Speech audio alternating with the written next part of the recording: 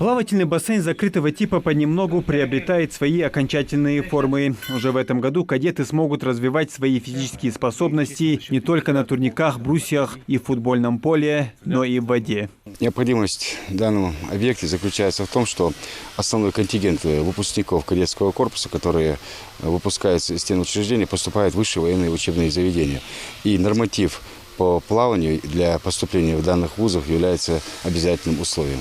Поэтому наличие бассейна на территории кадетского корпуса принесет большую пользу в последующем для развития кадетского движения, а также для поступления в будущем наших выпускников в различные вузы Министерства обороны. На этом этапе строительством бассейна занимается бригада из 6 человек. Рабочие возвели железобетонную конструкцию, которая служит в качестве стен бассейна, а также залили бетоном дно. Сейчас они занимаются опалубкой под основание несущих стен общего здания. Далее на ней предстоит установить металлические конструкции. Опалубка сделаем, бетон зальем. И здесь вот видишь, сколько там бетон залили, мы залили.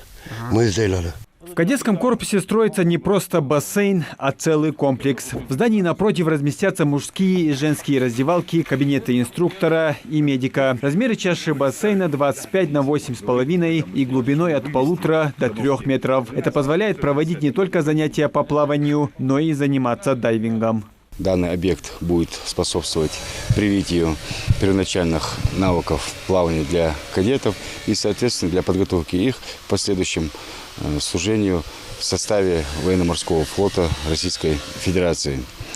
Помимо всего этого, хотелось бы отметить, что данный объект будет служить площадкой для проведения различных плавательных соревнований в рамках военно-спортивных игр «Зорница», которые ежегодно традиционно проводятся на территории кадетского корпуса. Строительство комплекса – инициатива главы Ингушетии. Махмуд Али Калиматов дал указание начать работы в начале года, а позже и лично ознакомился с ходом строительства. Глава тогда отметил, что бассейн станет важной частью жизни кадетов, а умение плавать – это плюс при поступлении в военные вузы. Муслим Ганиев, Адам Далаков, Новости 24.